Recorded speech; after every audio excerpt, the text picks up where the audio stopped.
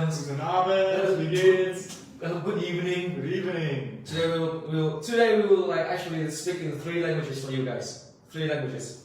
3 languages. English, Deutsch und und Tiếng Việt, genau. Sehr gut. Oh. Wo ist der Bildschirm? Ah ja, gut.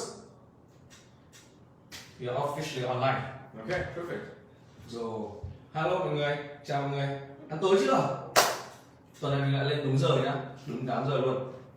Để phục vụ. Ai chưa ăn thì mình vừa ngồi xem mình vừa ăn. Vừa ngồi xem và cho vui. I'm telling them like if you don't have the dinner yet, you can watch us. Yeah. So you And having dinner while watching us. Yeah. Okay, hello các bạn. Xin chào Chameleon đấy. Hello. What? I do message. Yeah. Okay. Don't worry. Yeah. Mọi người vào hết chưa? Mọi người vào và mọi người share nhiều nhé. Hôm nay mình sẽ có một cuộc nói chuyện với hello An, hello my kumpel. Yeah, he's actually my student. Like after since I taught them the word kumpel. Oh yeah. And they stopped using it. Yeah. Because basically I just like 3 years older than him. Oh, that's right. Yeah. Im Unterricht, wir sind Lehrer und Schüler. Genau. Aber ja. Privat seid ihr Kumpels. Ja, genau. Genau, ja, sehr gut. Gut. Ja, in Deutschland sagen wir auch Freund, Kumpel oder teilweise auch Digger. Digger. Hey, mein Digger. Digger, D-I-G-G-A. Ja, genau. Eigentlich kommt das von meinem Dicker, ja, weil wenn du dick bist, aber du bist mein Dicker, ja, mein Digger, mein Freund. Mein Freund, ok. Genau. New word, nhá, từ mới đấy. Rồi, về cơ bản là Anton vừa mới giải thích là có một từ nữa trong tiếng Đức là dành để chỉ cho kumpel. Những ai quan tâm nhá thì có thể ghi vào lời, đó là từ Digger. Also, wie buchstabieren wird man das Wort? D-I-G-G-A. Ja, aber das ist nicht offiziell. Also Umgangssprache. Umgangssprache. Umgangssprache. Gut. So, Tuấn à? Đây, mình, Tuấn. Hello Tony. Hello Tony, hello. How are you? Thank you for watching. Thanks for watching. Thanks for the view. Okay. Chào Tuấn. Tuấn lại. Tuấn với An với cả mình đang ngồi xem với nhau đây. Để cảm ơn nhá. 𝐶𝐞𝐿. Ok. 40 người rồi. Ok, mọi người cố gắng share thật nhiều bởi vì mọi người biết tại sao hôm nay ta phải xem nhiều không? Bởi vì hôm nay không phải ngày nào chúng ta cũng mời được một bạn Đức mà đáng yêu và vui tính như này đến đây để nói chuyện với chúng mình. Thì bảo là với những câu chuyện mà bạn ấy sẽ chia sẻ thì chắc chắn một điều là tất cả các bạn sẽ học được rất nhiều điều về nước Đức, về con người Đức và về cái cách nhìn người, cái cách nhìn nhận mà gọi là đa dạng. Đó, các bạn hiểu ý này không? Chắc chắn các bạn nếu mà chưa có hiểu thì càng phải xem thì chúng ta sẽ hiểu. And basically, I'm telling them to like it's not really like it's not easy to actually invite you to come here on Sunday night, right? Because you have things to do, you have your own life. Of course, yes, but like for CTC, I want to do everything which is possible, and it's nice. It's nice to be here and to have a talk with you guys and with you, and I'm really looking forward to the talk show now. My digger. Okay. Oh, 47 Personen. Okay. Sehr gut, super. Mọi người cố gắng share được nhiều nữa nào. Ok, mình sẽ cố gắng đi vào cái buổi livestream hoặc là talk show. Ngày hôm nay để mà cố gắng thật nhiều, rồi mình sẽ nói chuyện khi mà mình đã có khoảng từ 100 người nhá, để mà lúc đấy thực sự là mọi người có thể nhiều người nhất có thể nghe được câu chuyện của chúng mình. So, hello viewers, nice to meet you, nice to have you here. Today we will talk a bit about actually myself. So, how I came to Vietnam, what is different for me. Of course, Vietnam is I am the first time here, and then what kind of experiences I made so far, how I like it, and we will talk about that a lot. A lot. Yeah, you had some interesting questions for me, so I'm gonna answer some questions, and I think there will be some very funny stories. And if you guys have also some questions about me, about my life in Vietnam, or maybe about CTC or learning German, then just hit us up with some questions in the comments, and we are trying to answer all of them. We'll try.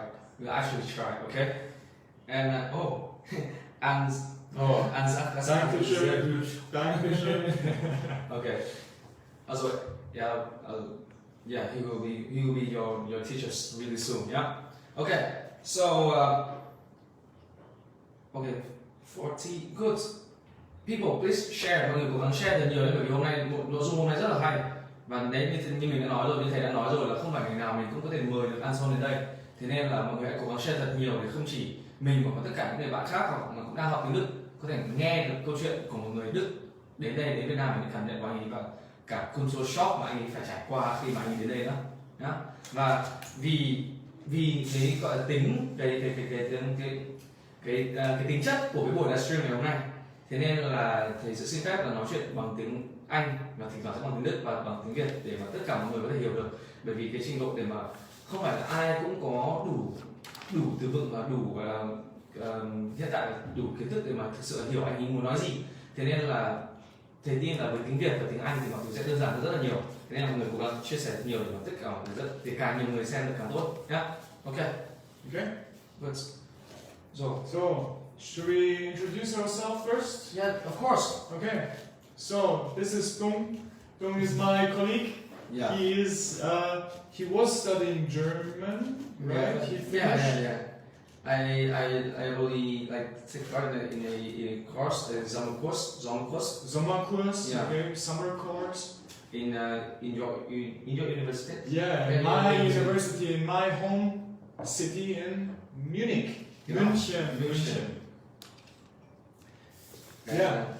Und was kannst du mir über dich erzählen? Okay.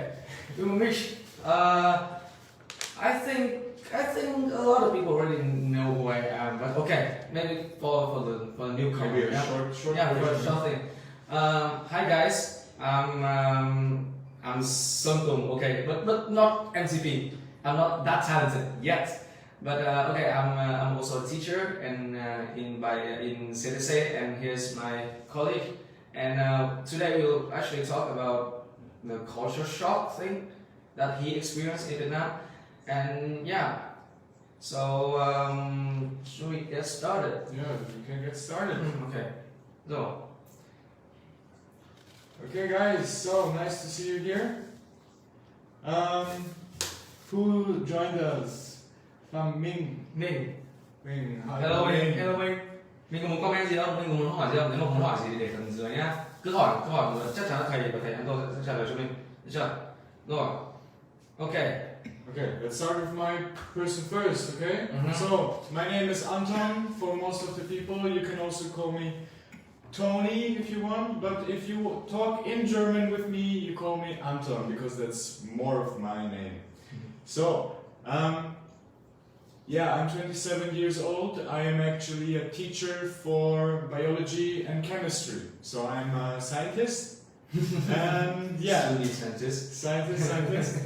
And I came actually to Vietnam only because I was traveling. Yeah, I was traveling all around the other countries. And then I entered Vietnam, and then COVID happened, and I decided to stay because Vietnam is very, very nice country and a lot of nice and friendly people. And yeah, people need to learn German. Yeah, right? They want to learn German, so I said, okay, why not? Let's give it a try. And now I'm here and having the best time of my life. The best time of your life. The best time of my life. Okay, so basically, like it's like there's in English there's something like happening without any plans, right? That the COVID hits, when the COVID hits, and you just happen to stay here. Yes. And okay, this might be at first is something that it's not really a good thing, right? Because you have all your plans, but it was awful. Like I remember the first time I got in Hanoi, and I went into a hostel, and I saw all these travelers with these faces, very, very sad and long faces, because all of them had to leave, yeah, because like the lockdown was very near, and everybody was very, very upset and also scared because of COVID, you know, and like everybody was like watching and reading about the news, reading the news, all the time, checking all the yeah. time. People were going to the airport and then coming back only to get their flight cancelled, so they could not move. They spent a lot of money, they didn't get their money back, no refund of course, like it was chaos. And I was like, should I really join them? Should I be one of these guys who's like only like, oh my god, what should I do? Where should I go? Yeah, but I was like, no, I don't want it. Not at all. Okay, we have 𝐾𝐞𝐮 comment. 𝐶𝐞𝐮. Hello. Hello, 𝐶𝐞𝐮. Okay, so basically, everything turns out to be quite good for you. Yeah. Right? Right, you have for sure. So, what exactly did you find here in Vietnam? What did I find here? Yeah, up to this point. Well, I found a lot. I found a lot of new friends, of course. I found kind of a family also here with CTC, you know, like 𝐶𝐞𝐮 is very, very good to me, and she's kind of like my second mother here in Vietnam, you know, and taking care of me, and actually, yeah, a lot of things happened, and a lot of things were because of luck, I would say, you know, like it was very, very lucky for me to actually find this one person, Alex. I don't know, not Alex, sorry, Max. Max is another German guy, and he also used to work for CTC, and then I met him on 𝐃𝐞𝐿. Oh, in 𝐃𝐿. Yeah, in 𝐃𝐿. And then I was like, okay, listen, I don't have a job, what should I do? Do you know anything? And he was like, yeah, for sure, Here. take the number from 𝐶𝐞𝐿, and yeah. Okay, so bây giờ đến đoạn này thầy sẽ dịch lại cho các bạn nhé, phần dịch lại cho các bạn những gì mà Anton đã nói nhé. Thì Anton đã nói là khi mà Covid, nghĩa là anh ấy đang đi du lịch ở Việt Nam, và sau đấy thì Covid đến, thì nên là anh ấy bị gần như là bị kẹt đây. Thì lúc đầu khoảng thời gian đầu nó rất là khó khăn, bởi vì anh ấy không có công việc, và nói chung là đây là một môi trường rất là lạ. Anh ấy chỉ xác định là anh ấy đến đây để du lịch thôi. Tuy nhiên là sau đấy thì anh ấy gặp một người bạn là tên là Max ở Cát Bà, và Max đã giới thiệu anh ấy đến với CTC, và cuộc sống của anh ấy trở nên tuyệt vời hơn. Và anh ấy quen được rất nhiều người, trong đấy có cả bác Hoa và những người đồng nghiệp. Và đối với anh ấy thì bác Hoa như một người mẹ thứ hai ở Việt Nam ấy. Thế nên là đối với thực sự là cuộc sống của Anton đến bây giờ là một cái điều gì đấy nó lúc đầu nó hơi bất ngờ một chút, tuy nhiên đến bây giờ thời điểm hiện tại nó rất là tuyệt vời. Đó, ok. Ich habe hier einen Kommentar gesehen.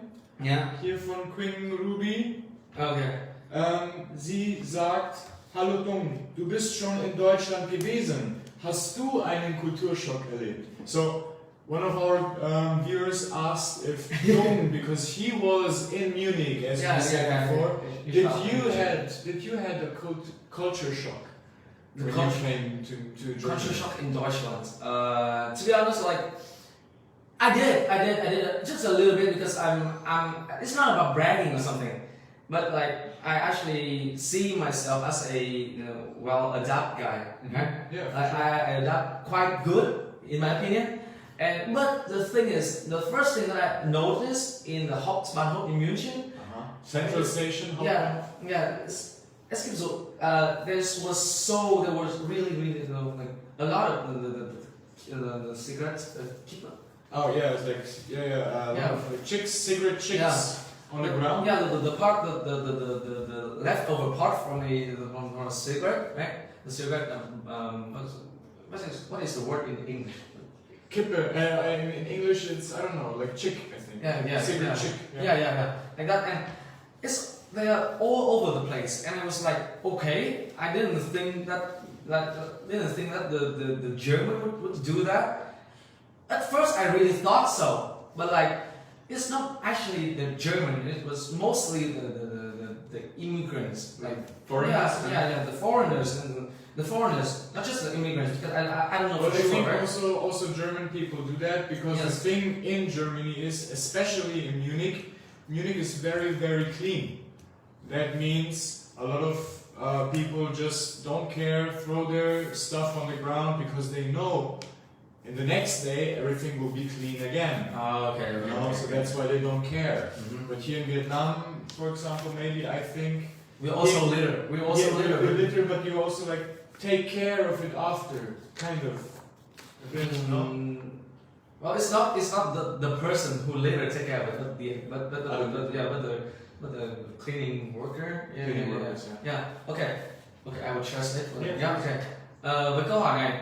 Với câu hỏi này thì có một bạn có cô Quỳnh Ruby, cô có hỏi thầy là thầy đã từng ở Đức và cái culture shock, cái gọi là cái sốc văn hóa nào mà thầy trải nghiệm ở Đức, thì thầy có giải thích là nó thực ra không phải là một cái sốc văn hóa. Thầy chỉ bảo là đơn giản là thầy là một người mà đáp tốt, thế nên trong khoảng thời gian đầu nghĩa là thầy thích nghi tốt, nên trong khoảng thời gian đầu thầy hơi bất ngờ một chút, tuy nhiên là sau đấy thì thầy cũng thấy ok, thầy cũng thấy bình thường. Thì một cái mà thầy thấy đó là ở cái gọi là nhà ga trung tâm ở thành phố München, ở thành phố Munich, thì có rất nhiều cái đầu lọc thuốc lá nó rơi dưới đất.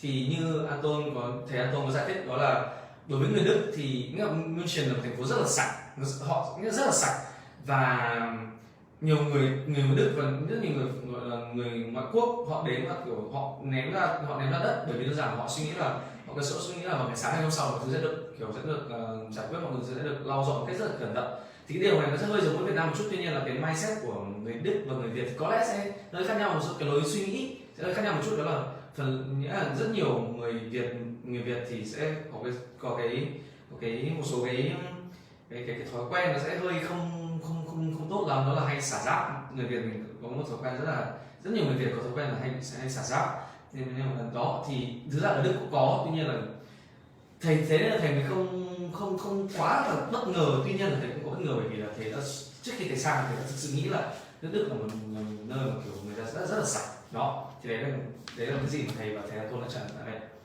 Okay, so we saw another comment from Van An. Also Van An, du hast mich auf Deutsch gefragt, deswegen antworte ich auf Deutsch.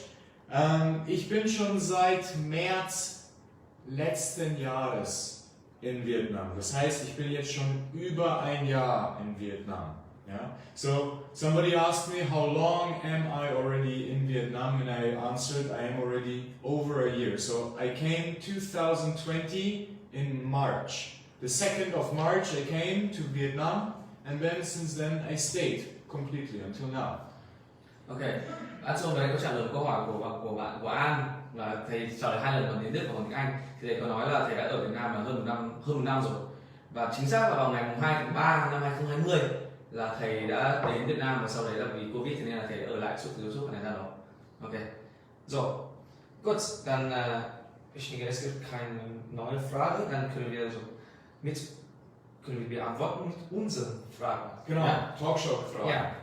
Basically today we prepared the live show as a talk show where I will interview him and let him answer all the maybe like the most famous question, the most notorious question that that people actually care about. A lot of Vietnamese students really care about, like the life in German comparing to the life in Vietnam, and how you find, how you feel about all the changes and stuff like that. Yeah.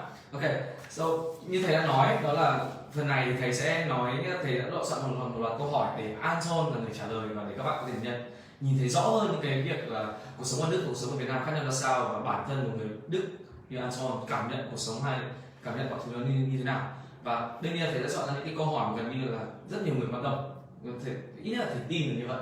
Thế nên là nếu như đấy là lý do là nếu như các bạn có bất cứ một câu hỏi nào muốn thắc mắc thì hãy viết vào phần comment bên dưới, và thầy hứa là thầy Anton sẽ cố gắng trả lời tất cả. Ok nhá, cố gắng comment thật nhiều nhá. Yeah. Okay. Please. Good. So the first question, what would it be like? Okay, the erste Frage ist, wie findest du das Leben in Vietnam und wie lebst es sich für dich in Vietnam? So, okay, hier ist auf Deutsch. Okay, meine Antwort auf Deutsch. Ja, es lebt sich sehr gut in Vietnam. Ich bin sehr, sehr froh, hier zu sein. Wie gesagt, Ich habe die Entscheidung getroffen, in Vietnam zu bleiben, anstatt nach Hause, nach Deutschland zu fliegen, weil ich wusste, Vietnam wird wahrscheinlich der beste Ort sein für die Zeit mit Covid. Ja? Und nicht nur das, auch Vietnam ist ein sehr schönes Land, die Leute sind sehr nett, ich habe schon viele Freunde kennengelernt und es hat sich einfach gut angefühlt zu bleiben. Genau. So, what was the question? The question was, how is my life in Vietnam? How do I like it? Do I like it actually? And I have to say, yes, of course. I like it very, very much. Why though? Yeah, so the thing is, first of all, when the time was for me to decide, should I go back to Germany or should I stay in Vietnam? I decided to stay because I knew already Vietnam would be the best place to be in this time of the COVID. And also, not only because of COVID and stuff, but also a lot of people I met. The country, Vietnam, the country is very, very beautiful. The people I met, Vietnamese people, very, very friendly, very helpful. I got so many opportunities to do and to stay here in Vietnam, so that's why it was actually no problem, no big thinking, what should I do? But of course, yeah, stay in Vietnam. Ok, vậy như thầy Anton có giải thích, anh thầy Anton có trả lời đó là đối với thầy cuộc sống ở Việt Nam thực ra là rất là thoải mái, nghĩa là thầy không hề có bất cứ một vấn đề gì cả, và đối với thầy thì thầy cảm nhận là Việt Nam là một cái nơi mà tại hiện tại trong cái sự bằng Covid này thì Việt Nam là một nơi rất tuyệt vời để có thể ở lại, bởi vì một thứ đối với thầy là không chỉ bên cạnh, nghĩa là bên cạnh cái vấn đề đấy thì thầy còn cảm thấy là Việt Nam là một nước rất là đẹp. Ở đây thì thầy đã gặp được rất nhiều người bạn mà họ sẵn sàng giúp đỡ thầy, hay là những người Việt Nam nói chung nghĩa là rất vui vẻ và sẵn sàng luôn luôn giúp đỡ những người ngoại quốc, hay là giúp đỡ con người nói chung, và thầy cảm thấy cuộc sống ở Việt Nam rất tuyệt vời.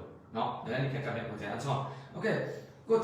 So, in die Kommentare ist auch eine Frage von Nhịp. Hello Anton, what Vietnamese food do you like the most? Okay, we actually have this question later, so bitter.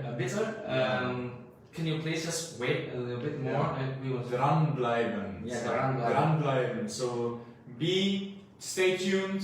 Maybe in 10 to 50 minutes we will talk about this question more detailed. Okay, so stay tuned, be here, be sure that you watch until we got to this question so we can answer your question as well. Okay? Good. So we have the second question for Anton. So die zweite Frage ist: Hattest du einen Kulturschock, als du in Vietnam angekommen bist? Ich glaube, natürlich steht das. Ja. Ja, also ich hatte auf jeden Fall einen Kulturschock, aber vielleicht nicht so, wie man es sich normalerweise vorstellt. Yeah, so I had the question is, did I had a culture shock? Like, was I overwhelmed with something which I don't know about Vietnam? And so the thing is, I was traveling before Asian countries already. So I kind of was already in that Asian vibe, which is like different to Germany. So I already had like a culture shock, but not in Vietnam already before. And that was quite interesting, because of course, first of all, the traffic, yeah. Der Straßenverkehr. Sehr, sehr viel Straßenverkehr. A lot of traffic. I have to really scare for my life. That really? Yeah, really, of course. Like first time or like second time on a motorized scooter driving around, and then so much, and I really was like, oh, slowly, so I don't make any mistake. I even had an accident once. I was about to ask that, but okay. Of course. Like really. Yeah, it was not very serious, but it was scary. The thing is, one thing that I find the Germans and Germany in general, is quite interesting is that everybody, like, when the green light hits, they just go. Yeah, they don't care. No, they don't care. Not the autos, not the cars, not the pedestrian. Like, nobody cares. Like, when you see the green light, you go, and when you see the red light, you just stop. Yes. But the thing is, it's not so quite similar in Vietnam. No, not at all. You just go. Yeah. No matter the light. Also in Germany it's like that. If you have a straight big street, then you know you have the right to drive, and everybody who wants to cross the street has to wait until you pass. But in Vietnam, when they see you, they just cross the street and then you have to brake. Yeah, so this is something what I had to learn about the Vietnamese traffic, because I was always like, okay, this is my street. If somebody wants to come to the street, they have to wait for me because I have the Vorfahrt in German. So that's the rule. Vorfahrt. So I have the right to go first, and everybody else has to wait, but not in Vietnam. In Vietnam, who comes first? Okay. So Serves first. đối với câu hỏi này thì thầy Anton đã nói về một cái vấn đề mà có lẽ là mọi người sẽ rất là quan tâm, đấy là vấn đề về Verkehr, vấn đề về giao thông ở Việt Nam. Bên cạnh đấy thì trước khi mà nói về vấn đề này thì thầy Anton đã có nói qua về cái việc là gọi là thầy Anton có thực sự có một cái sốc văn hóa nào trước khi đến Việt Nam hay không, thì thực ra thầy Anton có chỉ một chút thôi. Đó là bởi vì là trước đấy thì trước khi đến Việt Nam thì thầy Anton đã có qua rất nhiều nước châu Á khác rồi, thế nên là cái văn hóa bởi vì cái văn hóa của châu Á nói chung thì rất khác so với Đức, thế nên là mọi thứ nó rất dễ để quen với văn hóa của Việt Nam. Tuy nhiên là có một cái điều ở Việt Nam mà thầy rất là hoảng, khiến thầy rất là hoảng, đó là về vấn đề về giao thông. Và thầy có nói là nghĩa là thầy Anton đã có nói về vấn đề là ở Việt Nam và ở Đức nó khác nhau như nào. Đó là ở Đức thì khi mà đèn sáng hoặc là khi mà đèn đỏ ấy, thì mọi người rất chấp hành nhé. Nếu mà đèn đỏ xuất hiện, when the red light comes, right, people will stop, tất cả mọi người sẽ dừng lại, không cần quan tâm là có chuyện gì, bởi vì đơn giản là đèn đỏ lên nó luật là một, và nếu như bạn có vượt đèn đỏ mà bạn bị đâm thì chắc chắn là bạn sẽ là người sai chứ không phải là những người đâm bạn. Thế nên là khi mà đèn đỏ lên thì chắc chắn mọi người đều phải dừng, kể cả xe ô tô người ta đi nhanh hay sao, mà kiểu hay là bạn đi bộ kiểu như vậy. Nhưng khi mà đèn xanh lên thì họ sẽ cứ đi thôi, họ không quan tâm. Và vừa nãy thầy đã giới thiệu đến một từ đó là từ Vorfahrt, Vorfahrt, có nghĩa là một cái quyền bạn có quyền được đi trước. Tuy nhiên là ở Việt Nam thì mọi thứ đã không như vậy. Thì nghĩa là nếu mà ai quen đi bộ ở đường phố Việt Nam, mọi người sẽ thấy là mọi người cứ đi thôi, và xe, và nó như kiểu một cái mindset đó là kiểu mọi người cứ đi và xe sẽ phải tránh bạn đấy, kiểu như thế. Thế nên là đây là một cái điều mà thầy Anton bắt buộc phải làm quen ở Việt Nam đó. Ok, so also Yeah. do you have anything else to share about the topic for Verkehr? Verkehr. Yes, I actually really like the Vietnamese traffic. You like it? I like it. You just said that you have an accident. Yeah, well, I had an accident and everything was fine. Nothing really bad or serious happened. But I have to say, traffic here, even though it's very like chaotic, it's also it has a flow.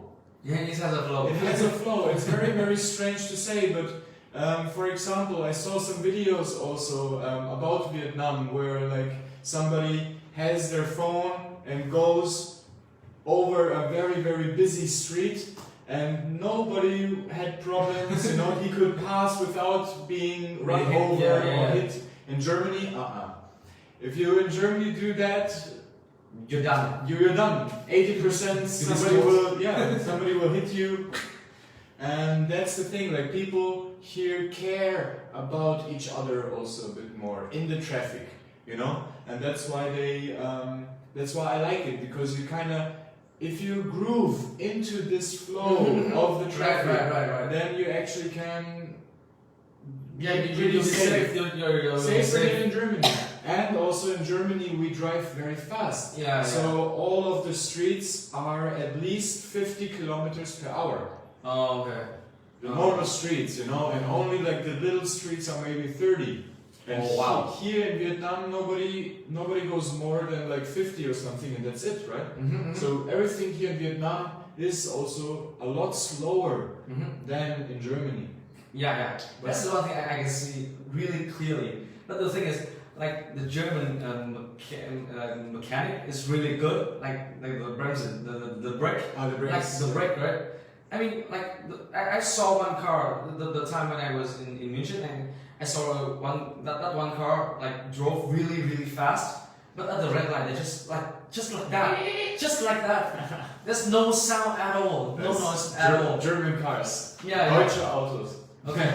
So về vấn đề này thì thầy và tôi chia sẻ với một số điều nữa là đối với thầy tôi thì thực ra thầy rất thích cái cách mà người Việt mình đi. Đấy là khi mà bạn hòa vào với đám đông mà bạn đi theo một nhóm đông ấy, thì về cơ bản nó sẽ rất là an toàn hơn rất nhiều nếu mà bạn ở bên Đức, bởi vì là bên Đức thì xe đi rất là nhanh. Và thầy có nói là một số các đường lớn ấy thì maximal của họ là minimal của họ sẽ là 50 km pro Stunde.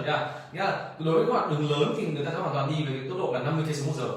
Còn nếu mà cái con đường nhỏ là 30 km/h, nghĩa là nhanh hơn rất nhiều so với những gì mà ở Việt Nam mình hay đi. Ở trong các con ngõ hay ở trong các đường bé thì có khi mình đi chợ để lại mình sẽ đi khoảng 5-10 cây thôi, đúng không? Thì gần như là không có chuyện gì xảy ra cả. Bên Đức thì nó không như vậy.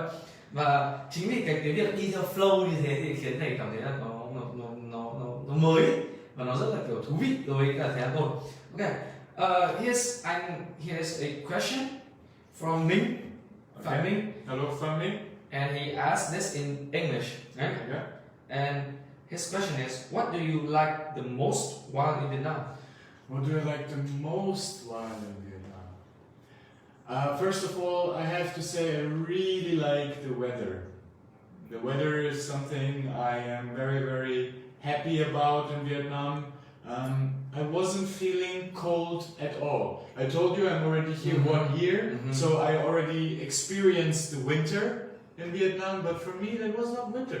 That was for me more like, autumn or spring, and nothing. Like I didn't need a very big jacket and everything like in Germany, for example. In Germany, if you go out in winter, like -10 degrees, you're like, okay, I have to I don't know how many layers I have to put on not to feel the cold. And here in Vietnam, it's very nice. Like the weather is amazing. I really like it. Also, when it's very hot, like I see a lot of Vietnamese people covering themselves a lot. What do you find? How do you actually find it?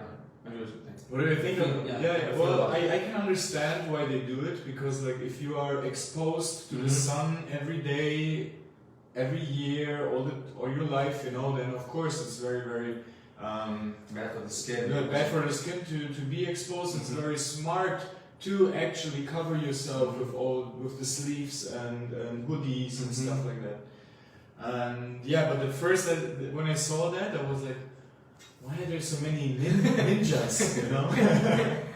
Actually, in Vietnamese, we actually have a term for the mostly the women. Okay. The women, like those who cover themselves like ninjas and drive leads, Honda leads, and the roller. We call them ninja lead. Because they just most of the time, when you just said about the flow, right? The flow on the street. But sometimes the ninja leads, they don't care about the flow. They have their own flow. It's like listening to Eminem, and suddenly you listen to some random mumble rapper nowadays, right? The flow is totally different, and they don't care. They live their own way. Okay. Về cái vấn đề này thì thầy Anton có chia sẻ đấy là có một điều mà thầy rất thích ở Việt Nam, đấy là cái thời tiết ở Việt Nam. Nghĩa là ở Đức ấy, thì khi mà đến mùa đông, nghĩa là thầy đã nói là thầy ở đây đến 1 năm rưỡi rồi. Nghĩa là thầy đã trải nghiệm cái mùa đông rồi, cái winter in Việt Nam. Và thầy bảo là đối với Việt Nam thì cái mùa đông đối với thầy, mùa đông Việt Nam nó không như mùa đông ở Đức chắc chắn rồi, mà đối với thầy nó chỉ như là mùa thu hay là mùa xuân thôi.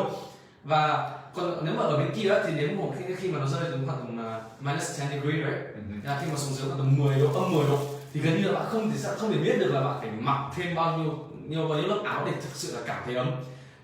Thậm chí là đối với thầy thì thầy thậm chí là đến mùa hè chẳng hạn, thì khi mà người ta phải che, khi mà mình phải mặc những cái áo chống nắng ấy, thì thầy cảm thấy là thực ra đối với thầy thì thầy thấy rất là kiểu thông minh khi mà cố gắng che như vậy. Và lúc đầu thì thầy có thấy hơi bất ngờ bởi vì là kiểu tại sao có trông nhiều người mặc như kiểu ninja như thế. Thì về cơ bản là rất là thông minh, bởi vì che nắng, nếu mà không che nắng nhiều thì rất có thể mình sẽ bị tổn hại về da, nghĩa là mình sẽ gặp những vấn đề về da, đúng không? Và thậm chí là bị ung thư da nữa. Và thì thầy có giới thiệu với cả thầy Anton đến một cái khái niệm mới trong tiếng Việt, đấy là ninja lead. Nói ninja lead là gì thì chắc là mọi người ai đều hiểu rồi. Những ai lái xe lead nhưng mà không thuộc nhóm này thì thầy Anton xin lỗi nhá. Nó chỉ là một cái khái niệm mà thầy giới thiệu cái khái niệm tiếng Việt cho thầy Anton được, bởi vì thầy Anton cũng đang học tiếng Việt. Đó. So, okay, I think we have another question here. Here. Genau. Thảo. Hallo Thảo. Thảo. Ja. Okay. Also, welche Örtlichkeiten habe ich schon besucht? Also, ich glaube, du meinst, wo war ich schon in Vietnam? Ich erzähle schnell auf Deutsch, weil die Frage kam auf Deutsch. Also, ich bin von Kambodscha bin ich nach Vietnam gekommen. Das heißt ganz unten im Süden. Ja, ich glaube, die Stadt hieß Ha Dien. T-I-E-N. Genau. Okay, Ha Dien. Ja, sehr weit im Süden unten und genau, und dann bin ich eigentlich so Stück für Stück, Step by Step, bin ich dann nach oben gereist. Also wo war ich? Ich war Ha Dien, Raksa, Also kann R-A-C-H und dann G-I-A. G-I-A. G-I-A. Ja. Zakza. Okay. Okay, genau, dann war ich in Cần Thơ, ja, okay, Cần Thơ. Saigon natürlich. Ich war in Mui Ne, Hue, Ja. Hue, Genau, Hue. Hoi An. Hoi An, ja, Hoi An ist eine sehr schöne Stadt. Ja, sehr schön. Sehr viel schöne Lichter. Wo noch? Dalat. Nee, sorry, Danang. Nicht Dalat, noch nicht. Danang. Und genau, als Lockdown war in Vietnam, bin ich mit Freunden nach Phong Nha. Okay. Genau, wo die ganzen Höhlen sind. Höhlen, genau. So yeah, actually I was asked where I traveled so far in Vietnam, and I just told that I was entering Vietnam through Cambodia, so that means I was pretty much in the south of Vietnam first, Ha Dien, Zakza. Genau.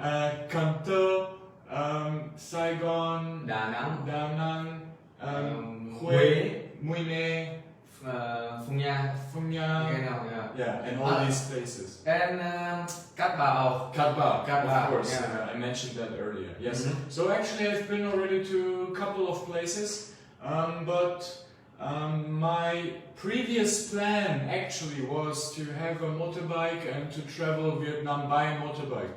But at that time, I couldn't do it because I was kind of a low budget traveling. So I had to count my money, how much can I spend, how much can I not, and that's why I decided to actually take the bus, and then I drove from bus to bus, and yeah, from city to city with the bus. Okay. Yeah. Rồi, về cơ bản là thầy vừa giới thiệu tất cả những câu hỏi của Thảo, đấy là những cái nơi nào mà thầy đã đến trong khoảng thời gian thầy ở đây, right? The places that you went to when you were in Vietnam. Yeah.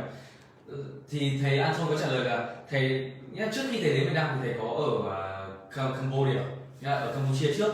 Rồi sau đấy thầy có sang đầu tiên là một số nơi như kiểu có thể kể ra đó là Rạch Giá, and before that Hà Tiên, Rạch Giá, Cần Thơ. Thầy cũng đến một số thành phố lớn, ví dụ như kiểu ở Sài Gòn thì đã qua Sài Gòn, thì đã qua Đà Nẵng, thành phố Huế, và bây giờ thì ở Hà Nội thì cái đấy mình sẽ không đếm. Hay là một số nơi khác, đó là như tới Phong Nha hay là Phong Nha và Hội An thì cũng đã được ở Hội An rồi, Đà Nẵng và Hội An. Và thầy có khen và thầy có nói là ở Hội An thực sự là một đây là thành phố rất là đẹp. Bên cạnh đó thì thầy cũng chia sẻ thêm là thầy cũng rất muốn đi nhiều nơi nữa, tuy nhiên là thầy đang ở trong cái trạng thái gọi là low budget, có nghĩa là kiểu tiết kiệm càng nhiều nhất có thể. Thì thế nên là thầy phải liên tục tính xem là thầy phải tiêu cái gì cho cái gì, thế nên là thầy quyết định là đi bus thôi nhá. Rồi, yeah, next Frage. Ja, wir haben einmal ein Hallo sagen. Hallo sagen. Danke. Okay, wir Dann haben wir eine Frage auf Vietnamesisch von Hảo Minh. Ja, okay, dann okay. Diese Frage ist auf Vietnamesisch, ja. Oh. Hai thầy ơi, nếu so sánh độ khó giữa học tiếng Anh với học tiếng Đức là như thế nào thì khó khăn lớn nhất của các bạn Việt Nam khi học tiếng Đức là gì ạ? Okay, she basically like asking us like can we compare the difficulties between like learning English and learning German, and what are the problems that the most Vietnamese have when learning German? Very, very good question. First of all, I would like to actually like how I see the difficulties between learning the languages. I would say that English is the easiest language to learn. After that, I would say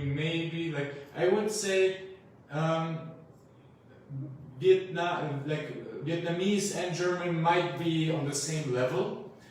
It depends, of course, where you're from. If you're from France or if you're from Europe, then maybe you would have not so many problems learning German than Vietnamese. But if you're maybe from, I don't know, China or from some other country, then it's maybe easier to learn Vietnamese. But why is that? So I also started to study a bit of Vietnamese, and that's where like one of my biggest problems with this language are really the tones. Like you have 6 tones, right? And to hear them now, like the more I'm here in Vietnam, the easier for me it is to distinguish the different tones. The tones. But when I speak, I speak with a lot of different tones, because in Germany you use the tones actually for your emotional expression. So, for example, when I ask somebody, "Wer bist denn du?" or "Wer bist du?" Yeah, that's the same question, but I have 2 different tones and I have 2 different emotions. Yeah, first one is like, "Who are you? Hey!" And the second one is, "Who are you? Like, what do you want here?" Yeah, and that's like, you know, in Vietnamese, if I would talk, or if I, for example, my students always laugh at me because I say their names wrong. Yeah. And sometimes when I'm like excited in the class, then I use the Giao Sắc. Yeah, very often, you know, even though it's a Huyên, you know. I'm just like so emotional, so I say Cuồng instead of Cuồng. Okay. You know, so that's the hard part for me, because like for us, tones are not about different words, but more about different emotions. So this is, I think, very, very hard for German people to learn Vietnamese. And the other way around, I think for Vietnamese people, very hard to learn is, of course, all the rules in German. We have a lot of rules, and then we have also a lot of words which are not in this rule anymore. We say, for example, in Germany, die Ausnahme bestätigt die Regel, which means like Ausnahme is kind of like to form the rules. Yeah, no, like something is proving the rule if there are also how would you say cases which are not depending on the rule. So sometimes you follow the rule all the time, and then suddenly you cannot follow the rule anymore because in Germany you say it different. And then there's like for everybody, for Vietnamese people also like, "Wow, but there's the rule, why don't we just say it like that?" It's like, sorry, but like sometimes German is not always following the rules. Okay, so nghĩa về cái góc nhìn của thầy Anton, có nghĩa là cái ngôn ngữ nào cũng sẽ có điểm khó như nhau, và thầy đi hơi sâu vào những cái vấn đề cá nhân một chút, đó là bản thân thầy Anton là một người đang cố học tiếng Việt, và đối với thầy thì cái việc học tiếng Việt đối với thầy đương nhiên nó sẽ có, khi mà học theo góc độ của thầy Anton thì tiếng Anh nó sẽ một cái gì đấy nó rất là dễ ngay từ đầu, như một cái ngoại ngữ rất dễ để bạn có thể học, nhưng mà so với tiếng Việt và tiếng Đức thì theo góc độ cảm thấy của thầy nó sẽ là nó ở mức độ ngang nhau, bởi vì với thầy thì tiếng Việt nó có khó ở cái chỗ là những cái dấu sắc, những cái dấu của mình, những cái dấu của mình nó thể hiện đôi khi nó không thể hiện cảm xúc. Nhưng trong một câu nói bình thường mình vẫn có dấu, mình vẫn lên xuống bình thường, và đôi khi là cái trạng thái cảm xúc nó vẫn như này. Nhưng đối với người Đức thì họ sẽ lên hoặc là họ xuống để thể hiện cái cảm xúc của họ, là thông qua việc là nếu mà họ lên thì là kiểu hơi vui tươi một chút, nhưng khi họ xuống là cảm giác hơi đe dọa, kiểu như vậy. Thì đấy là một cái rất khó đối với thầy Anton. Nhưng mà đối với, và thầy cũng chia sẻ là nó cũng tùy thuộc vào cái việc là bạn ở đâu nữa, nghĩa là nếu như bạn ở Pháp, Frankreich, nếu bạn ở Pháp hay là bạn ở các nước nào đấy ở châu Âu thì việc học tiếng Đức nó có thể đơn giản hơn. Nhưng mà ở Việt Nam thì có thể nó sẽ rất khác, bởi vì là cái luật ngôn ngữ của tiếng Đức nó sẽ nhiều khi nó không áp dụng nổi, nó không thể áp dụng được, nghĩa là có luật nhưng đôi khi người Đức không sử dụng như vậy đó. Còn với góc độ của thầy, khi mà bản thân thầy là người Việt học cả tiếng Đức và tiếng Anh, thì cái mà thầy nhận được là thầy cảm thấy trong quá trình học tiếng Anh và quá trình học tiếng Đức thì nó đối với thầy một cái khó nhất đó là từ tiếng Anh thì mọi thứ nó nghĩa là mọi thứ nó vào tương đối tự nhiên, là thông qua phim ảnh, thông qua phim ảnh này, thông qua âm nhạc, bởi vì là cái ngôn ngữ Anh nó không chỉ đến từ nước Anh mà cái ngôn ngữ Anh nó còn đến từ rất nhiều quốc gia khác. Thế nên là cái việc mà mình học văn hóa qua cái ngôn ngữ này nó rất là dễ, bởi vì rất có thể mình sẽ dễ dàng tìm được một cái điểm chung trong cái nét văn hóa đấy. Nhưng mà tiếng Đức thì thường là sẽ chỉ loanh quanh ở nước Đức, nước Áo, đôi khi là Thụy Sĩ, và đôi khi là những cái phim của họ mình sẽ không thể cảm nhận được hết được, và mình sẽ rất khó để mình có thể cảm thấy đồng điệu, và mình muốn xem dài để mình thực sự là có thói quen với cái ngôn ngữ đó. Bên cạnh đấy thì một trong những cái mà thầy cảm nhận khó nhất ở nói tiếng Đức đó là một cái phát âm của rất nhiều người học sinh học tiếng Việt, học tiếng Đức, đó là cái cách phát âm.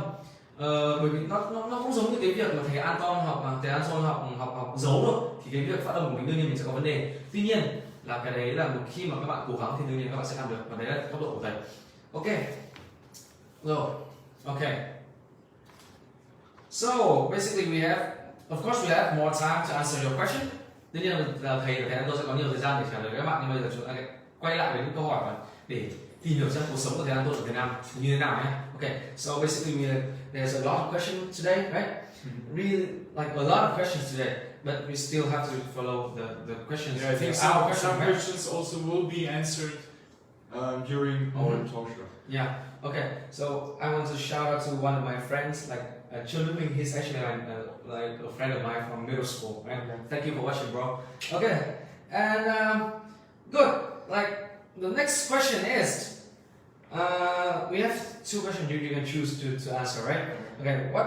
Was für Probleme hast du in Vietnam mit der Sprache oder mit dem Einkaufen oder der Interaktion oder mit dem Privatsphäre zum Beispiel?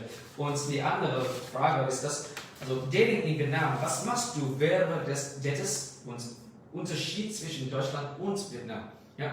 Ok, thì thầy hiện tại là thầy đang hỏi thầy Anton có hai câu hỏi để thầy Anton thoải mái trả lời hơn, đó là những cái vấn đề mà thầy đang gặp phải hiện tại ở Việt Nam, hay là một câu hỏi còn lại là về vấn đề dating ở Việt Nam, và cảm nhận của thầy trong vấn đề dating thì nó như thế nào. Thì bây giờ để cho thầy Anton có thể thoải mái để trả lời thì thầy sẽ cho thầy Anton lựa chọn trả lời một trong hai nhá. Ok, so basically you can choose between one. Answer one or two. I think I make like a mix of these two questions. So first of all, problems in Vietnam, of course, the language, right? So I cannot speak the language at all. Like I'm trying to, I'm studying, but as I already explained before, it's very, very hard for me to learn. And that's why, of course, I cannot interact with anybody I want to. Yeah, so what I think, what I got better in is sign language. Sign language? Really? Yeah. For example, if I have any problems with my motorbike, for example, then for example, I have to change oil or something. Then I show and like, change, and they're like, okay, let's change. Yeah, or just point, like what has to be done, and then the people understand. So this is not a problem. For example, very, very yummy, like I can say, now I know what you're saying on, but before I couldn't say it. But I have to kind of like communicate. So a lot of gestures and stuff, a lot of sign language developed actually. But yeah, that's like still a problem. Sometimes I need things to be done. Some bureaucracy is very, very not. I don't want to say frustrating, but it's a big difference between Germany and Vietnam. For example, if I need some papers, for example, yeah. So just simple papers, for example, any health declaration, or if I want to open a bank account in Vietnam and stuff. And I went to the immigration office to sort this out, because I think immigration office can help me for sure. Then I went there with my Vietnamese girlfriend, and then she did all the talking. Of course, I couldn't understand anything. I was just listening, like, okay. After 2 minutes, it was gone, and we didn't have any new information. You know, and that's like, what should I do? Please, somebody tell me. And in Germany, it's very easy, because in Germany they tell you, okay, so first, this is your first week you have to go. You have to do this, then you have to do that, then you have to go there, then you have to do this, then you have to wait for 2 weeks, and then you got your papers. And if you do that, all these steps in Germany, you will definitely get your papers done. But in Vietnam, I have the feeling it's a bit... It's not harder. It's a bit harder, it's a bit more chaotic, if I may say that. I don't want to insult, but it's not very precise, not very efficient, I have to say. Sometimes, for me as a German, I miss sometimes the efficiency of like things which actually don't need so much time, but it takes time, because because also like I have the feeling like that's also something which is good about the Vietnamese, that they don't take everything too much serious, which is, I think, about the German people a bit bad, because they're sometimes too stiff, right? Too stiff. They're like they need to make it work, and if it doesn't work, the whole world is gonna end. It's like very, very dramatical. So the Vietnamese are more laid back, which is good in the one hand, but on the other hand, of course, also you need some time to get your stuff done. So về cơ bản là thầy Anton vừa có nói về vấn đề là hai vấn đề mà thầy cảm thấy là thầy cảm nhận ở Việt Nam. Một là về vấn đề ngoại ngữ, về vấn đề ngôn ngữ.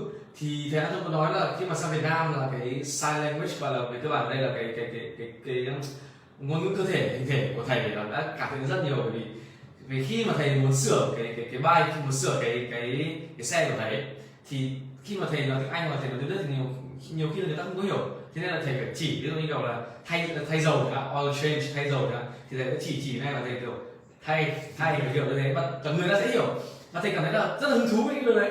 Hay là kiểu một số cái khác mà thầy muốn có cái này, thầy muốn có cái kia, thì thầy sẽ chỉ và thầy sẽ miêu tả một cách nào đấy, và thầy cảm thấy rất là hay. Nhưng mà có một số cái nữa mà thầy nhớ ở Đức, và một phần mà thầy nhớ ở Đức, đó là về cái cách làm việc khi mà liên quan đến một số cái liên quan đến thủ tục chẳng hạn. Nhiều khi nó sẽ hơi tốn thời gian một chút, và nó sẽ hơi khác với ở Đức. Nghĩa là ở Đức khi mà bạn đã làm, kiểu người ta sẽ một cái checklist, là kiểu một cái danh sách là những cái việc mà bạn phải làm, the things you have to do. Nghĩa mà bạn cứ làm hết theo yêu cầu người ta, và sau đấy bạn chờ. Sau đấy bạn chờ, like after 2 weeks, là sau khoảng 1 tuần 2 tuần, tùy thuộc vào giấy tờ mà bạn muốn và bạn cần, thì bạn sẽ có. Tuy nhiên là ở Việt Nam thì đôi khi nó sẽ lâu hơn rất là nhiều. Thì thầy có một cái cảm nhận là thực ra điều đấy nó vừa tốt và nó vừa hơi mệt mỏi một chút. Đó là thực ra là người Việt Nam nhiều khi là bởi vì cái lối sống của mình rất là thoải mái, nghĩa là vì mình thoải mái thế nên là mình tận hưởng cuộc sống nó một cách nó trọn vẹn hơn là người Đức.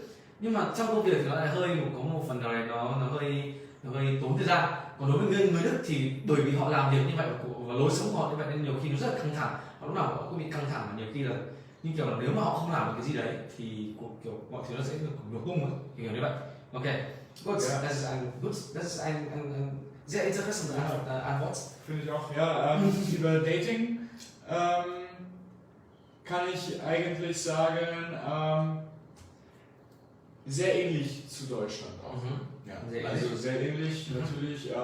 Ich glaube auch, weil mit dem Internet und der the Globalisierung, like all the generations of the different countries kinda get or have more and more same interests, and maybe also kind of the same culture, or like I would say maybe internet culture. Yeah, You know, internet because culture, yeah. people have access to the internet, they can see different TV shows, not only Vietnamese or German, but also American TV shows or very popular different stuff. So I think even our generation now, which are like millennium, I would say, generation, has the I would say the advantage that they share a lot of common interests, and that's why I haven't had any problems talking to maybe girls here in Vietnam, because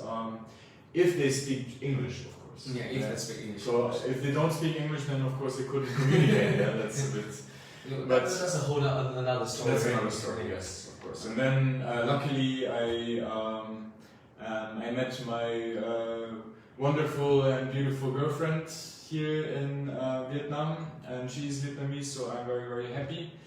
And yeah, and actually nothing really was completely different to Germany. So I would say not really.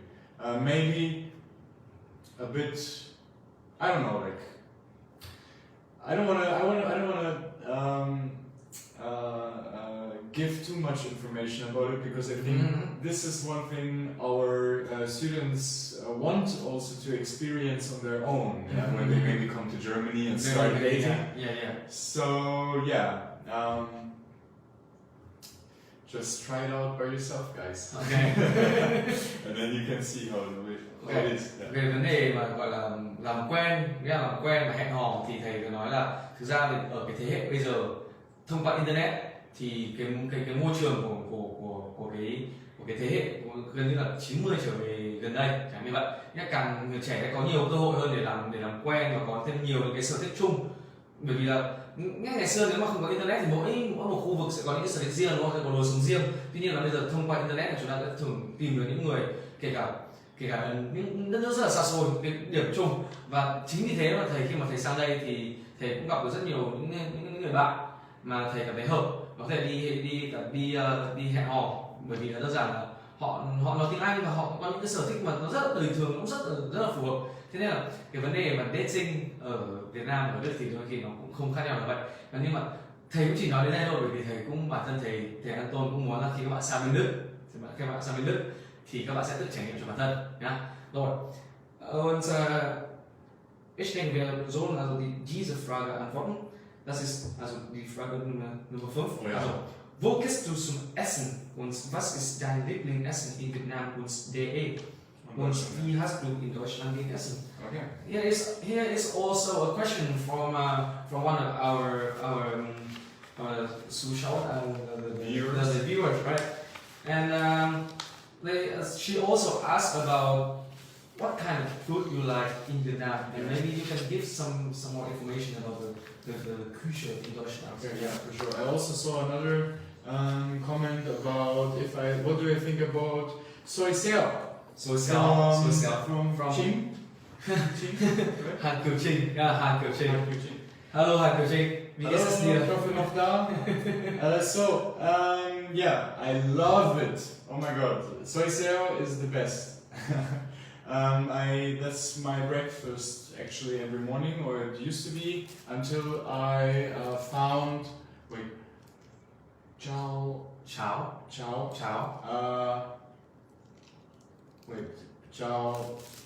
đậu đen.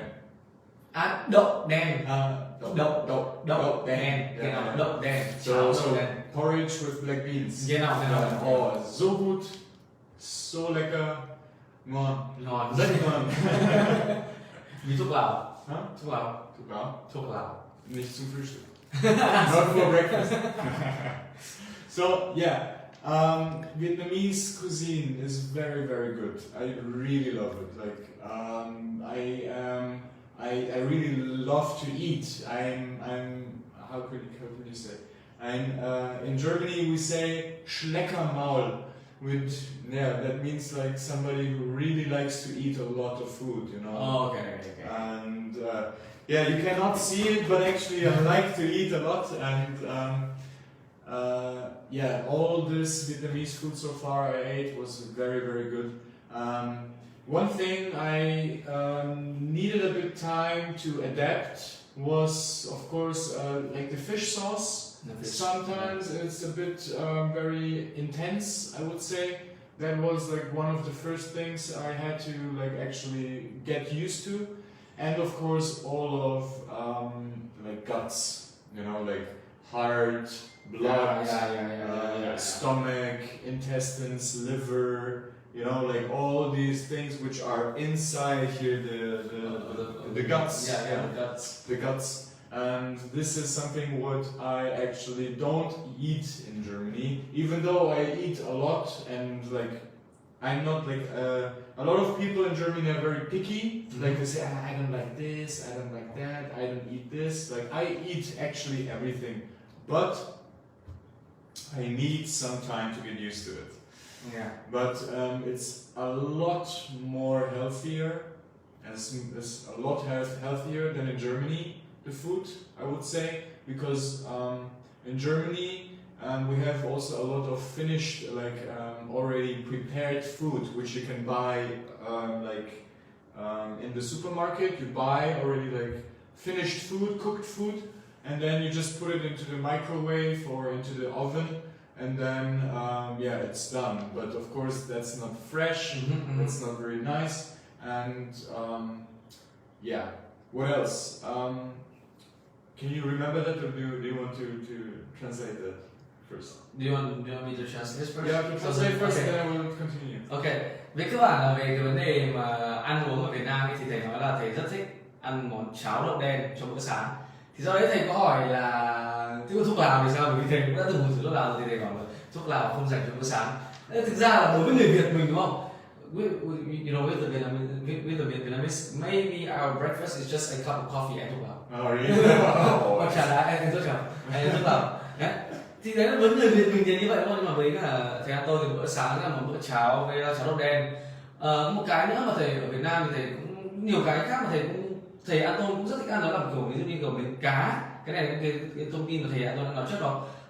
Nghĩa là miếng cá hay là một số món, một cái món mà thầy nghĩa là thầy có nói về cái việc là khi mà thầy sang đây là thầy đã thử rất nhiều món, trong đấy có món lòng của mình, rồi mình có món kiểu lòng lợn hay là kiểu tim cật như vậy. Thì đối với thầy thì khi thầy sang đây thầy đã cố gắng thầy trải nghiệm rất là cố gắng thầy ăn tất cả những cái món gọi là speciality của Việt Nam. Thì thầy cũng chia sẻ nên là một số người Đức họ rất là picky, họ rất là kiểu là kiểu tôi không ăn cái này, tôi không ăn cái kia, bởi vì trông nó thế này trông nó thế kia. Nhưng mà đối với thầy thì thầy sẽ chọn là ăn hết cả mọi thứ, bởi vì thầy muốn trải nghiệm. Yeah. Okay. And of course the way how I eat. For example, in Germany, everything is pretty expensive, especially if you go outside to eat, right? So, for example, you know, you also have the doner kebab, the banh mi, right? So how much is that for in Vietnam? For 30k or maybe 25? 25, yeah. 25 to 30k, so that's around €1. Around €1 in Germany. Around. And in Germany you pay for the same sandwich, because we also have the same doner kebab sandwich in Germany. You pay €4.50. So that's 115. Yeah, 115,000 Vietnam dong for one banh mi, right? So that's actually pretty expensive. So in Germany, if you do have enough money, then no problem, then you can go outside and eat outside anywhere. But for a student like I was in Germany, I had to count my money, of course, like every cent, like okay. And that's why I went to the supermarket to buy my own stuff, my vegetables, my fruits, my pasta, my rice, and just cook for myself, which is a lot cheaper in Germany. But in Vietnam, I have the feeling it's more expensive. Really? I have the feeling like sometimes some products are, I think, because they are not very, how would you say, like they're not very easy available in Vietnam, so that's why they're the same price or maybe even more expensive in Vietnam than in Germany. And also the thing is, I don't know how to cook Vietnamese. You know, so cook Vietnamese way, right? Yeah. So I know like an old Vietnamese woman, she can maybe make a dinner for the whole family for 50K. You know, when she goes to the local market. But I am like, what should I buy? I have no idea. Okay, Pad Thai, I know. That's it, you know. And then I don't know what to cook. It's actually hard for a Thai, right? It's quite hard for a Thai to come to the local market to buy stuff. Right? Yes, because first of all you need to say how much, what do you want exactly. Then some of the vegetables I never saw in my life before. I don't know, how do you cook that? I thought that one time it was a zucchini. It was not a zucchini. I cooked the skin with it, and then it was very bitter, and the skin was hard. And then a Vietnamese guy told me, "What, you didn't peel the skin?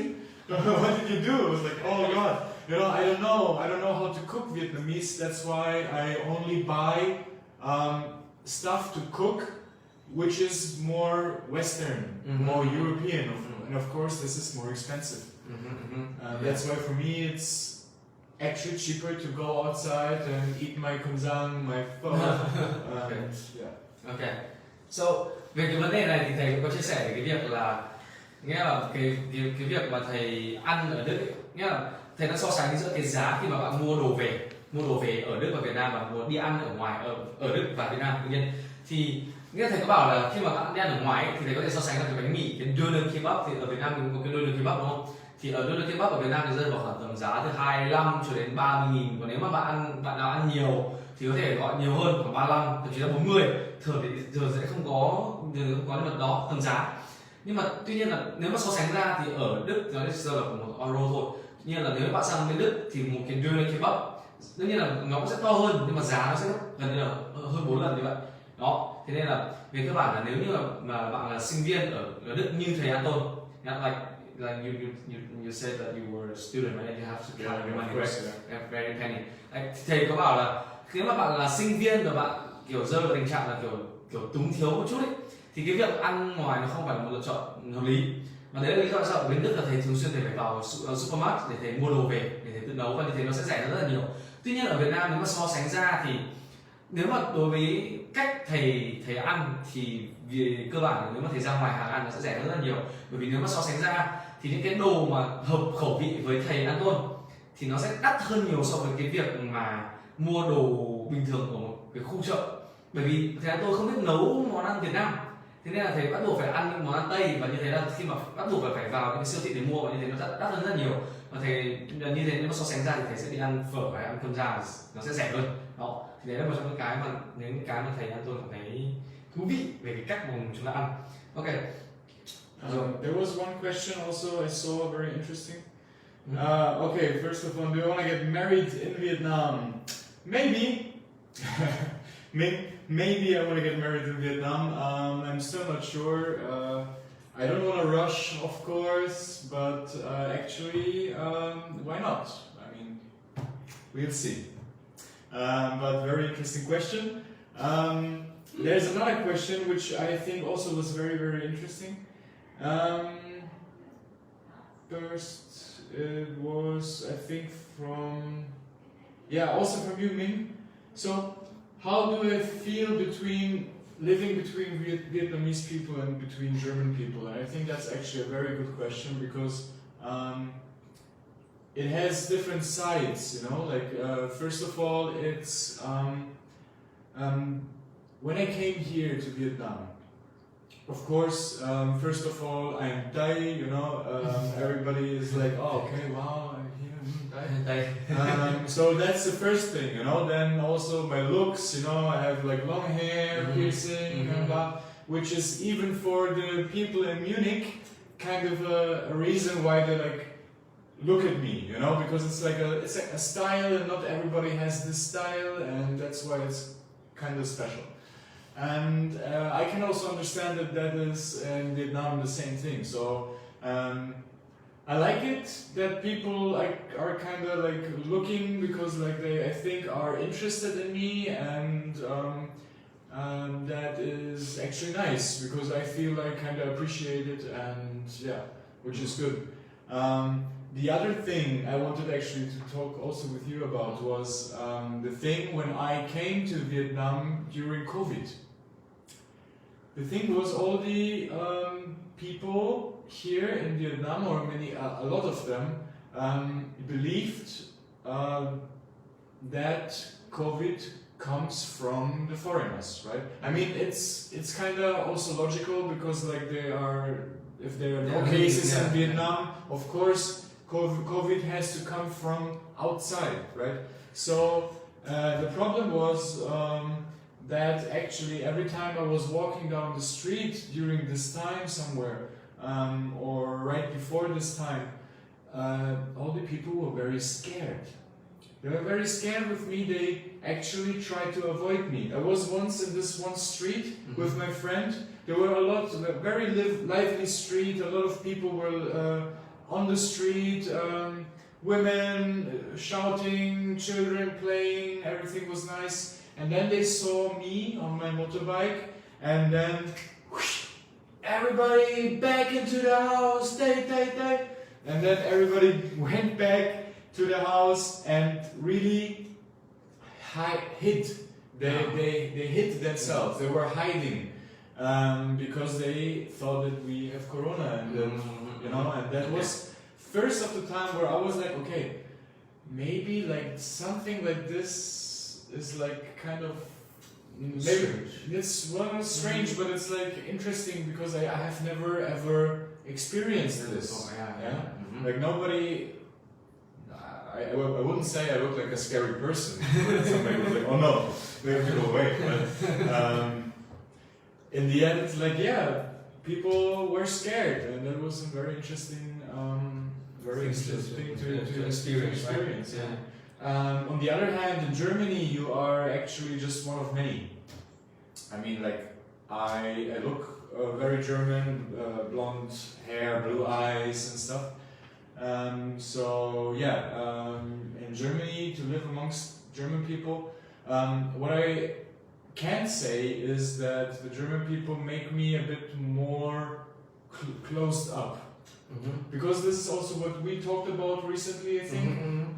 When you are, especially in Munich, people sometimes, or I think that people sometimes like to judge you. Like, for example, also, Munich is a very rich city, so many people have a lot of money, and then also they like to compare each other. A bit, I think, also like here in Hanoi, also some people really like to drive, show off, to drive big cars and to have a nice suit, and to go and eat very expensively. The same in Munich as well. And then if somebody, I don't know, is a bit different, then you feel judged a bit. Okay. So, về cơ bản là về phần này thì thầy An Song có nói về việc là thầy cảm thấy câu hỏi của mình về việc là sống giữa người Việt và sống giữa người Đức là nó có gì khác nhau, thì đối với thầy An Song là một cái điều mà cực kỳ hay, bởi vì nếu mà so sánh với cả khi mà cuộc sống với cả người Đức, thì đối với thầy An Song thì nó cũng chỉ là một cuộc sống gọi là như bao người khác, bởi vì là thầy trông rất giống Đức. Đấy. Về tóc vàng, blonde hair và blue eyes, nghĩa là về mắt xanh, tóc vàng, mắt xanh, da trắng. Nghĩa là ở Đức, khi thầy ở Đức thì thầy cũng chỉ là một người Đức bình thường, và thậm chí là ở München là một thành phố là nói chung là đời sống rất là cao, và nhiều khi là khi mà thầy sống ở đó, thầy có cái cảm giác là thầy bị đánh giá, bởi vì là mà thầy có so sánh ở Hà Nội là nhiều người đôi khi là cũng có cái lối sống mà họ muốn thể hiện mình một chút, và họ cảm thấy là họ ok, và họ cảm thấy thích cái cảm giác là kiểu mình hơn người này, hơn người kia, thì thầy cảm thấy điều đấy ở München rất là rõ. Còn ở Việt Nam thì thầy không thấy như thế. Tuy nhiên là trong cái khoảng thời gian Covid thì trong một lần thầy đi chơi, thì khi mà đi qua xe máy, là đến một cái ngôi làng anh Transtoff ở Đức. Khi mà đi lái xe một ngôi làng nhỏ thì lúc đấy là kiểu có trẻ em chơi ngoài đường, mà kiểu, nhưng mà khi mà nhìn thấy thầy người Tây đi ngang qua thì các mẹ ngay lập tức là kiểu gọi các con vào, và đây là cái cảm giác mà thầy cảm thấy hơi bất ngờ, nghĩa là nó sẽ hơi interesting theo cái kiểu là mình thấy bất ngờ nhưng thầy không cảm thấy bị offend hay gì cả, chỉ đơn giản là lúc đấy thầy thực sự cảm nhận là cái cách người ta nhìn nhận là người ta thầy rất hiểu, bởi vì là trong khoảng thời gian Covid thì ở Việt Nam nó rất an toàn, và tuy nhiên người Tây người ta khi nhìn thấy người Tây có nghĩa là những cái nhóm người đi từ nước ngoài vào rất có thể mang bệnh, thì người ta sợ là đúng thôi, nhưng mà cái điều này thực ra đấy thầy đã nói là thầy ăn sâu không thì cảm thấy offend về điều đấy, mà chỉ thấy bất ngờ. Yeah, that's pretty much it. Yeah, right.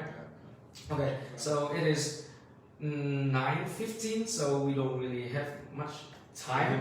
So if you have any question, please leave it down in the comment. Please, guys, that's now your time. So we are actually done with our questions here. So if you have some more questions, or I saw here some challenges even.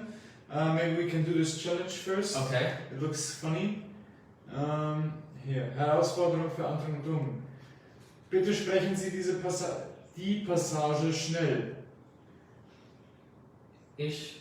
Tôi là người, tôi không phải là chó. Tôi không phải là chó, tôi là người. War das okay? Yeah, yeah. Was heißt das? Also, tôi là người, also ich bin ein Mensch, ich bin nicht, also ich bin kein Hund, ich bin kein Hund und ich bin kein Hund, ich bin ein Mensch. Okay. aber auch, natürlich auch vietnamesisch, das ist ein bisschen schwierig. Ein Zungenbrecher. Ja, ist nicht so schwierig, aber ja, es ist also just for fun, ne?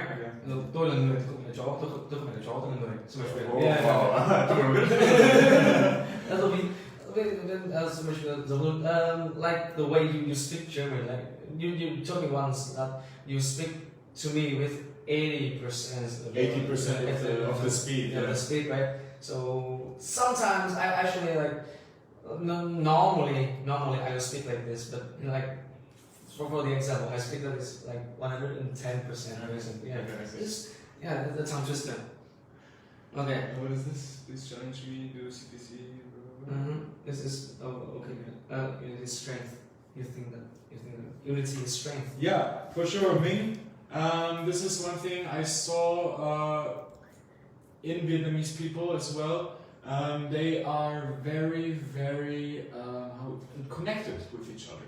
So one of the things I was very, very surprised about is how the Vietnamese people among each other talk. You know, for example, I went with a Vietnamese friend, and then we went somewhere to a place where I knew my Vietnamese friend doesn't know anybody here. You know, but then he just comes to a guy or something, and then they start talking. And they start talking like they were brothers, you know. It's like it feels so easy, not a problem that I talk to a person or that I ask something, or that I just like tell him that I like the weather today, you know. Like I have the feeling Vietnamese people are not shy to make that contact with stranger people, or with people who are not friends or family. And in Germany, for example, that's something which is very hard actually, because for me in Germany I was very, very shy actually to talk to people, because sometimes when you start talking to somebody in Germany, they're like, why is he talking to me? So actually the German people are also very shy, because they are kind of closed up, you know, and that's with the Privatsphäre in German. So with the private space you get in Vietnam. So my story was before I moved into my place where I live now. I lived in a homestay with 20 other Vietnamese people together. So I was volunteering, and I was giving English lessons, and that's why I could live there for free. And wow, like no private space at all, you know, like people are coming inside your room, they want something from you, even if you like try to isolate yourself for a bit to say, okay guys, I need some time for myself, I'm sorry. They don't leave you alone because they want to talk to you, they want to have fun with you, and that's also great. But in Germany, it's like they take a lot about private space. Like it's very important for the German people to let them their private space. So that's, I think, something which is also very, very interesting about these two different mentalities. And I think that's actually very good how you guys do it, because as Ming said, it's the unity which makes actually all the people together strong. And in Germany we have actually the problem that the people don't work together. Yeah, so this is what I actually a bit kind of like more about Vietnam. Ok, rồi, từ với phần này thì thầy An tôi còn chia sẻ về cái việc là thầy đồng ý với ý kiến của mình, đó là cái việc mình cố gắng mình làm việc với nhau và mình thống nhất với nhau, mình unite là kiểu chúng ta thống nhất và chúng ta gọi là làm việc cùng với nhau, chúng ta chăm sóc cho nhau, và điều đấy rất là quan trọng. Và đối với thầy thì thầy có một cảm nhận, đó là người Việt mình rất dễ có thể làm bạn với những người khác.